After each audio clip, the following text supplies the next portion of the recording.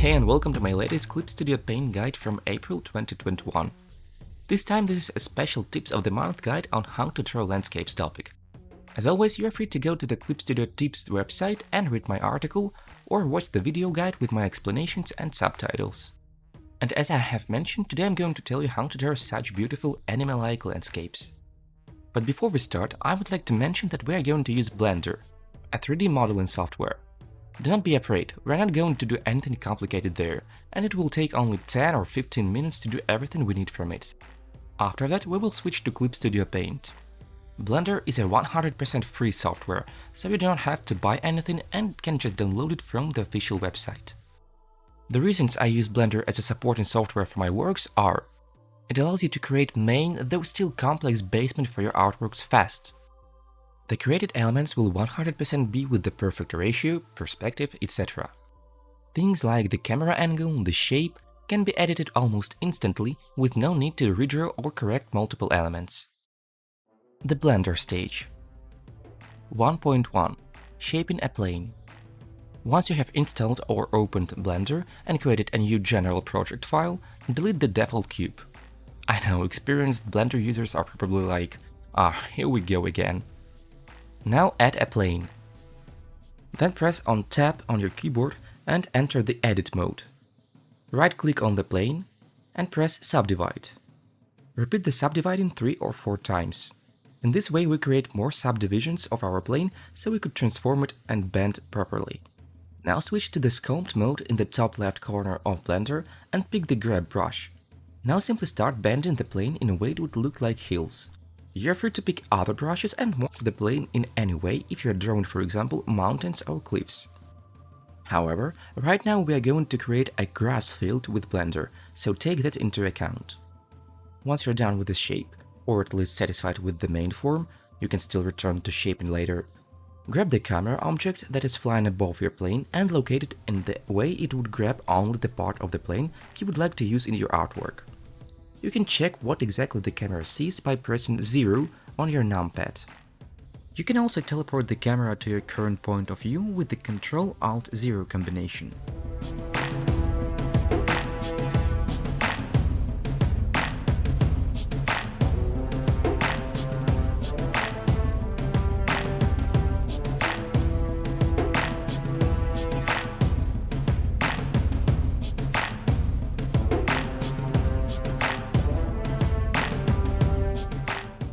.2. Creating a grass field. Are the shape and the camera ready? Great! Now go to the Particle Properties window and add a new particle system, and switch its mode to Hair. You should now see plenty of long strings rising from your plane. Now go to the Render Properties window and open the Hair sub-window. There you should switch the Hair Shape Type property from Strand to Strip. After that, you can return to the particle settings and adjust your grass. First of all, decrease the length and increase the number of blades. The exact number of these parameters are up to you. Also, in the same window, find the Children sub-window and switch the preference to Simple. This will make the blades spread more chaotic and thus more natural. After playing with the grass parameters a bit, I returned to the camera and edited its position slightly. This also included scaling the plane in the Object mode and changing its shape a bit more in the Sculpt mode. All the modes can be switched in the same top left corner.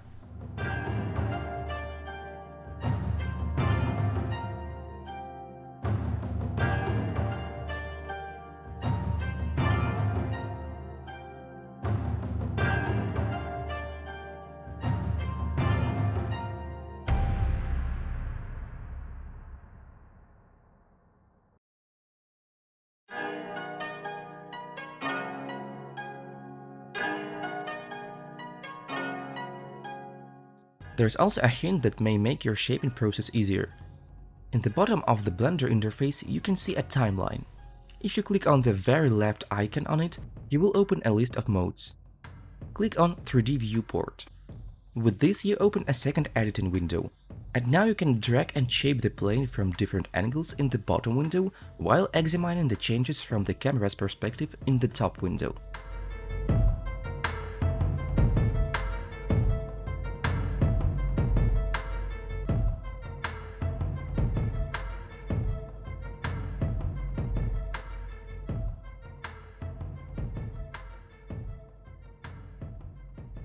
1.3. Texture in the grass. Click on the same left icon where you open the 3D viewport and switch it to Shader Editor.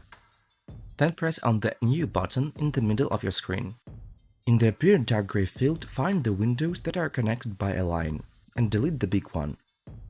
Press Shift-A combination and via search find the emission node.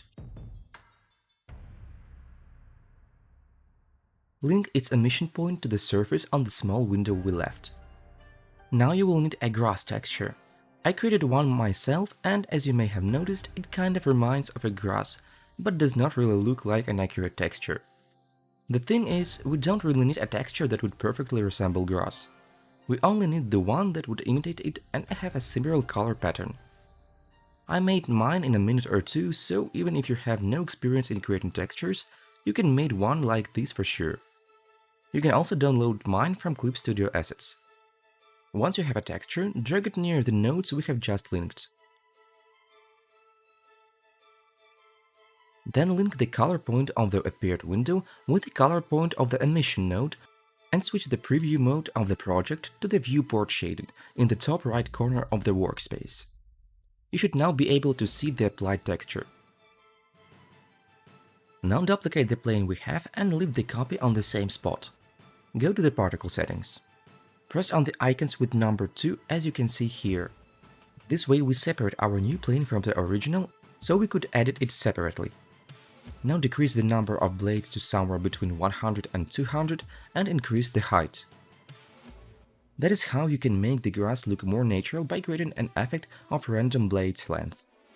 You can also play with the other shape preferences to find the best option for you.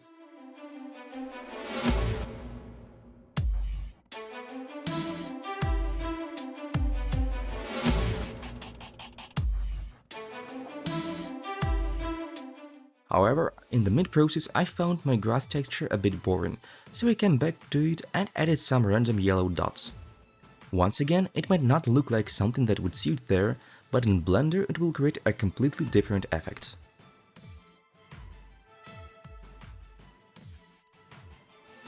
In Blender I replaced the old texture with the new one, and some of the blades became yellow, creating an effect of a field of yellow flowers. This is an excellent diversity to our artwork. 1.4. Rendering and exporting. We are proceeding to our final stage where we are going to export the image and start working in Clip Studio Paint. So this is your last chance to edit your plane, to bend it, to edit the grass and position the camera.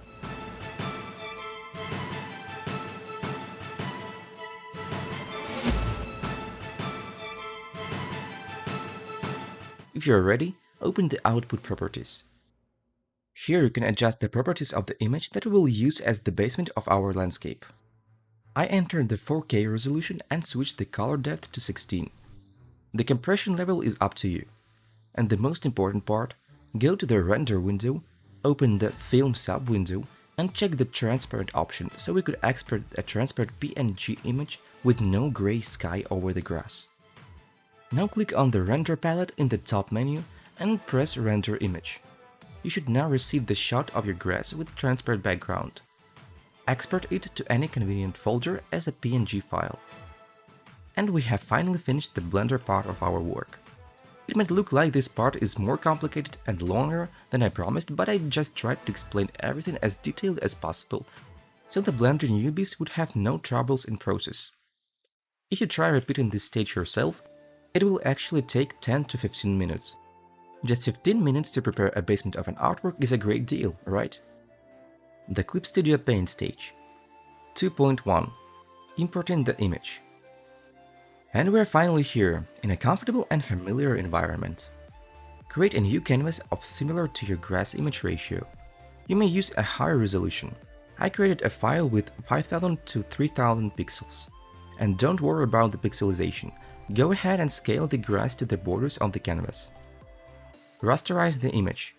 You will definitely not be happy about the pixels and the blurry look of your grass, but there's nothing to worry about since we're going to use one of my favorite Clip Studio functions, the Smart Smoothen. It is located in the Edit menu. Open it and you will see the following window. The purpose of the Smart Smoothing feature is to reduce the unwanted consequences of image scaling by smoothing it and removing the noise. And though I do use it in the way it is meant to be used, I also find it an interesting instrument that can give your image or any other element a special artistic effect. To see what I mean, set the intensity of the effect to strong and check the remove noise option. Then turn the preview on. Depending on your device, it may take several seconds for the effect to appear, but you will definitely notice the difference, especially on the farther blades where the pattern becomes motley. Here's a direct comparison of the original image and the smoothed one.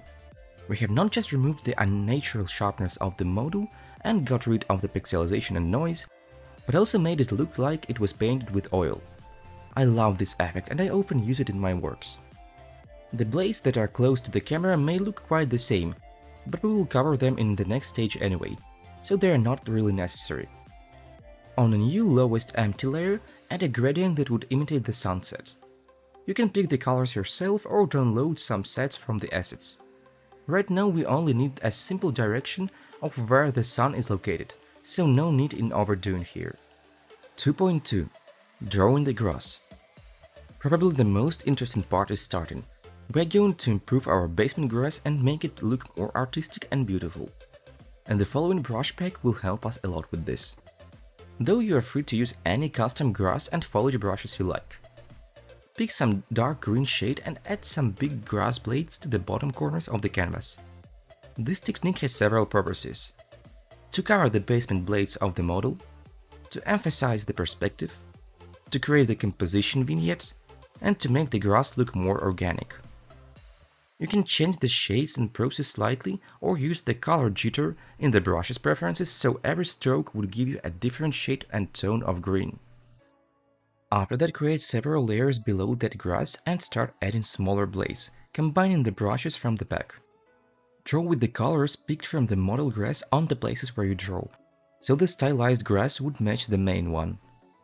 The farther you go from the camera, the smaller the plants should be, and the lower layers you should pick, so the elements would cover each other properly. You can also add some small details like flowers or bushes to make your work look more interesting.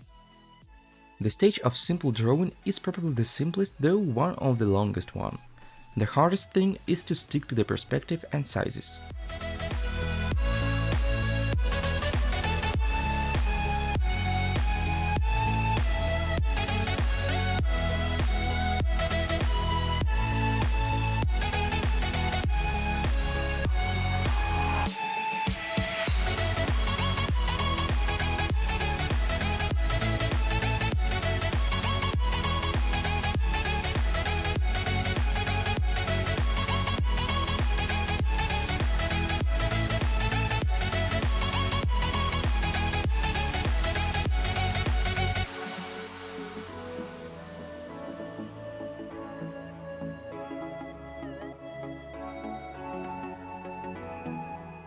When you are done, duplicate the layer with the model grass and place it below the original. Switch the layer's blended mode to Add Glow.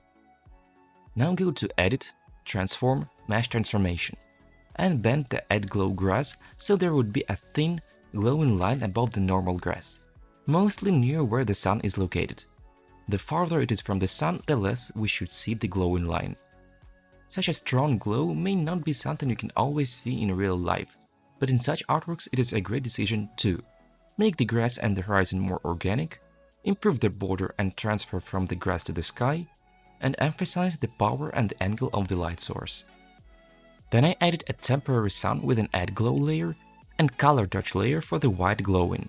These layers were made with yellow and orange or reddish gradients accordingly. I will change them later, but I needed to check how the current composition was going to look like with the visible light source.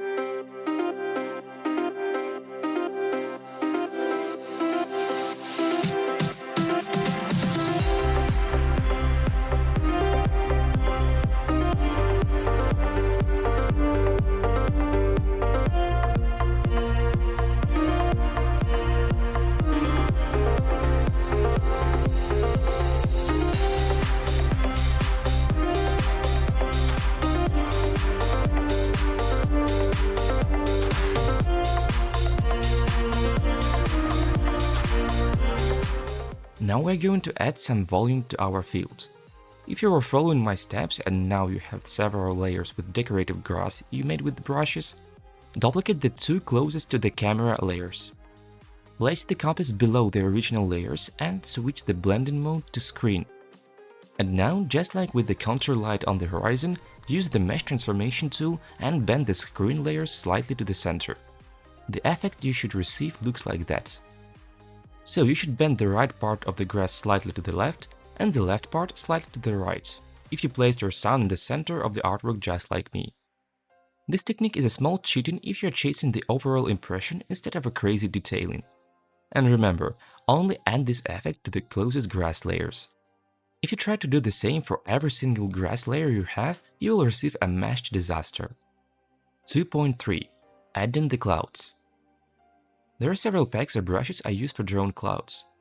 All of them are quite complex, and all you need to do is to draw a main shape of your clouds and, using layers with multiply blending mode, make them volumetric. By the way, I will leave the links to all the custom materials I used in this guide in the description of this video. Yes, the fire brushes on the list is not a mistake. The blurring brushes from this pack can actually be quite useful for clouds as well.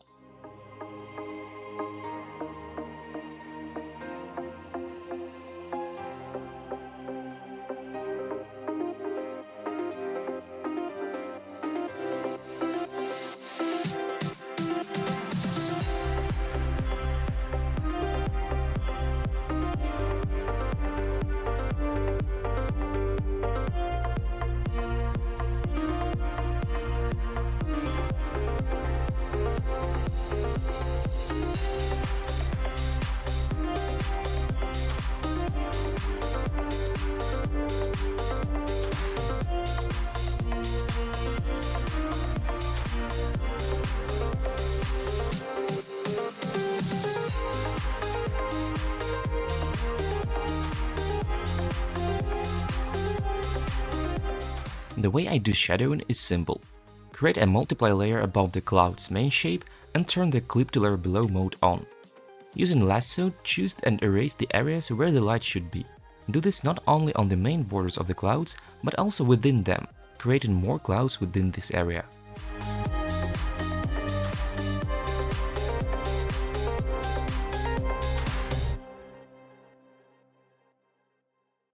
After that, blur the erased areas so the transfer from light to shadows looks natural and repeats the cloud's texture.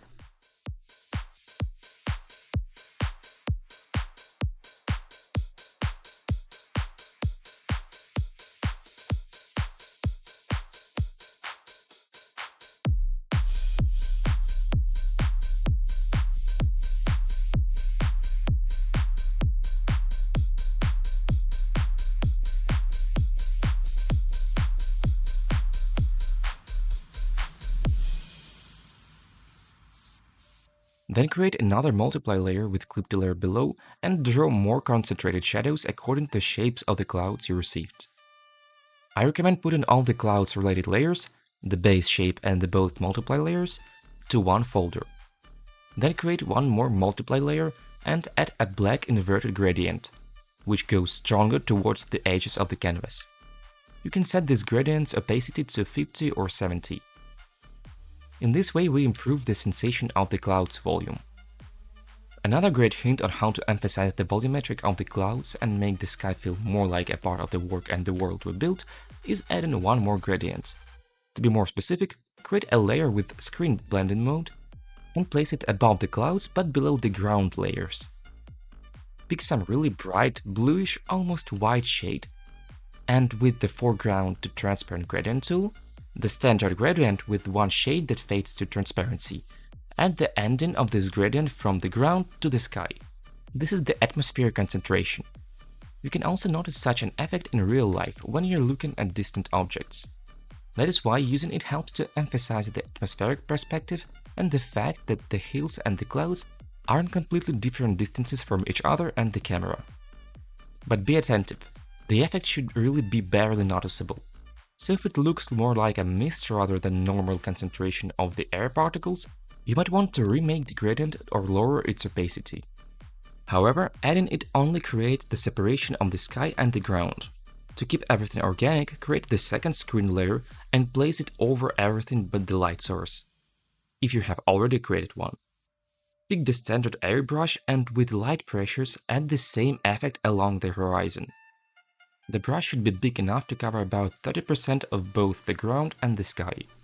The grey clouds do not really look suitable, so we need to change their gamut. Since we are drawing a sunset or sunrise, we will switch the colors accordingly. And this can be done really fast. First of all, I duplicated the clouds related layers and turned off the visibility of the originals. Then I merged the copies, so all the clouds elements would now be on the same layer. Then simply open the Edit window, Tonal Correction, Gradient Map. This feature allows you to swap the whole gamut to a different one in an instance.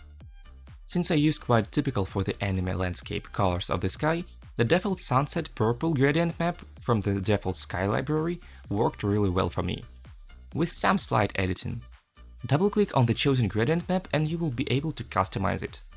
Drag the shades on the colorful slider and the object you're editing will change the balance on the according shades. You can also delete the unnecessary shades, as I did with the brightest one. You can create your own maps or find more in the assets. It is up to you and your composition. When you're satisfied with the new gradient map, duplicate the clouds you received and switch the blending mode of the lower copy to Add Glow, and drag it out of the folder and place it below it. Once again go to Edit, Transform, Mesh Transformation, and drag the points until you can see a solid contour near the clouds that becomes wider as it comes closer to the sun. Just like with the grass and the horizon, I recommend leaving the outer points of the mesh on their places and bend the clouds with the inner ones only. This is probably the fastest way to add the contour light to the clouds.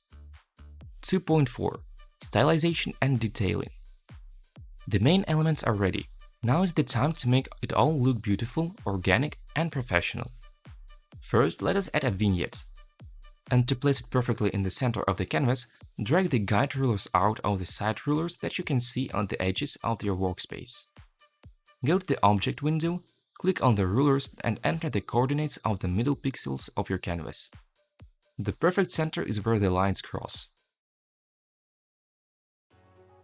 Now add the black vignette to a new normal layer. It should be on the top of your layers list. Depending on the amount of black color on your layer, you may decrease the opacity.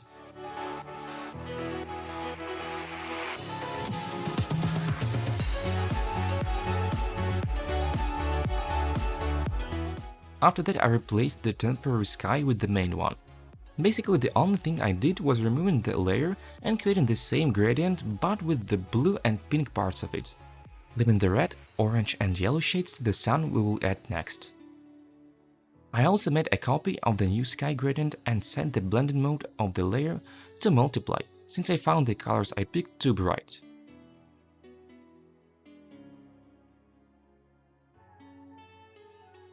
Create a new Add Glow layer above everything but vignette and place there a small round gradient of orange color.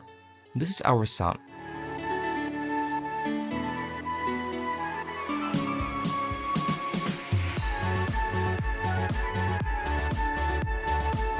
Above the sun, add a screen layer with a white gradient of red color and set the opacity to about 20 or 25. I recommend making the screen gradient oval and almost reaching the borders of the canvas in white. The height of it should cover 30 to 50%. After adding those light source layers, the oversaturated grass became rather irritating, so I switched to it and its color balance. This time I was mostly using Edit, Tonal Correction, Hue Saturation Luminosity menu, and I started with editing the basement grass. The parameters I chose were +30 to the hue, -40 to the saturation, and -30 to the luminosity. This made the grass far less saturated, which saved my and your eyes, added a slight bluish shade, and made it more well-balanced to the sky and the sun in terms of luminosity. The parameters for the rest of the grass layers were mostly the same to keep everything balanced, though I decided to lower them in all 3 scrolls for the second closest grass. This is not something you should follow blindfold. I decided to leave this spot more green rather than blue due to the hill's shape. As you can see, The ground near the camera is quite smooth and flat, and then we have hills with a rather sharp rise. This element combined with the angle of the sun would definitely lead to a long shadow casting from hills, and the green grass near the camera helps to show where this shadow ends. Now let's return to the light source. Create another add glow layer above the sun, pick some orangish shade and add the biggest gradient that even goes beyond the artwork. The transparency for this layer can be set from 50 to 70% depending on the overall balance of the colors in your work. Won't you sing along, my friend, for it's our last refrain. Forever young, ever strong, ever brave. Memories like this never end, no they don't fade away. So when I'm gone, oh, when I'm gone, I'll be right there. Erase the lower half of the sun with the soft eraser, but so it would still cover the grass a bit. Now let's decorate the sky itself. Using this amazing night sky brush, add the stars on another normal layer below the clouds. Spread them chaotically and don't be afraid to leave some empty space between the clusters. Take the giant smooth eraser and put in the center of the brush on the sun. Start erasing the stars with separate pressings. The eraser should be large and cover most of the canvas or go beyond it. In this way we create a fading effect for the stars, and make them start to appear on the darker part of the sky only. After that you may also decrease the radius of the eraser and make several random pressings on the stars to create small inner fades. After that duplicate the layer and set the composite to screen blended mode. Blur it with the Gaussian blur function. If you're using similar resolution on the canvas as me, then set the blur to 10 or 15. Set the opacity of the normal and the screen stars to 70 and 40 accordingly. You may change it a bit to your taste. Come to the grave. So when I'm gone, oh, when I'm gone, I'll be right there, close to the sun. Keep holding on, keep holding on. Then I made some slight corrections. I removed some of the bushes, worked with the grass brushes a bit and made the only bush I left more volumetric, by simply drawing with the textured leaf brush on the bush's screen and multiply layers. All these actions are simple and most of them only involves the same actions and techniques we already used today. There is nothing to be specified nor emphasized. Just look at your artwork and think what elements look wrong, unnecessary or incomplete, and correct that using the knowledge you received today.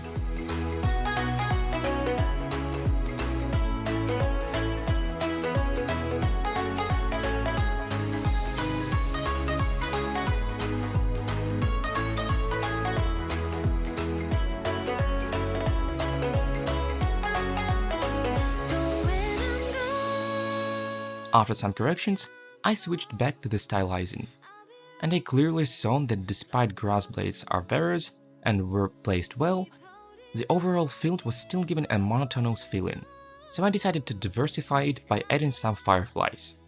I downloaded this pattern with glowing particles, which is actually an official Clip Studio material, and placed it over the grass layers. Then I scaled it until the particle size were satisfying for me.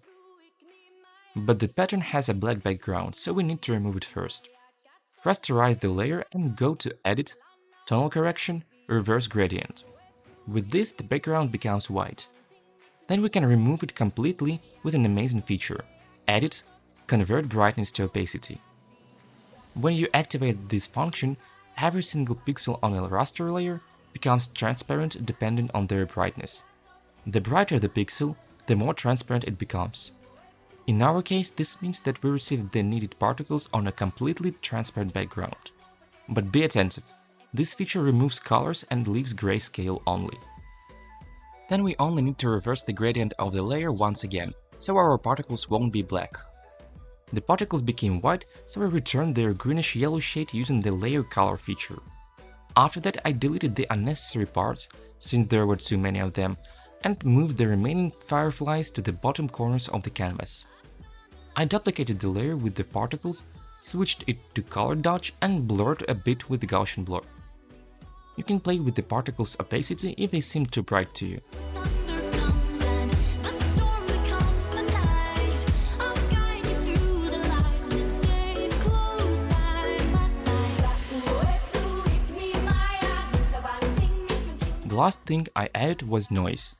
You can use any noise pattern you prefer, but if you haven't used it before, I recommend you to start doing it from now on, since this seemingly invisible effect does numerous things for your artwork and improves it in many aspects. And Clip Studio does have some noise to offer. Go to your local materials, where all your textures, images, models, etc. are located, and open Monochromatic Pattern, Texture folder. Find there a texture called Noise Type and drag it onto your canvas. Place it on the very top. If the noise is too big, scale it down and rasterize.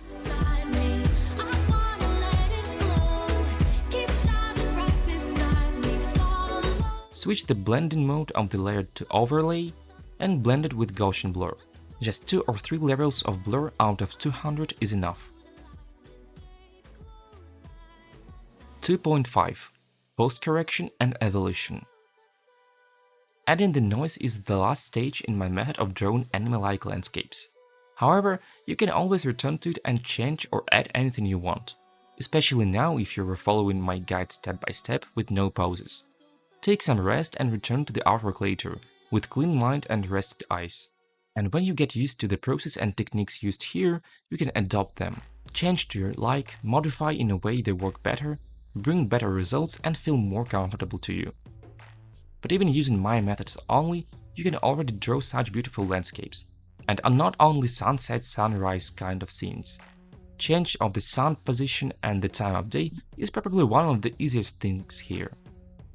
The total amount of time I spent on this artwork is 2 hours and 35 minutes, including modeling and multiple mid-progress reasonings.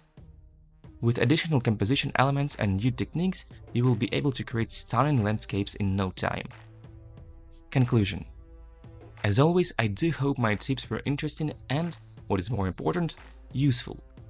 Thanks to the Tips of the Month contest, I develop, improve myself as an artist. So despite the contest results, I will be returning to it whenever I have something to tell and share with the community. I wish good luck to all the participants. Thank you for your time, and I wish you a great inspiration.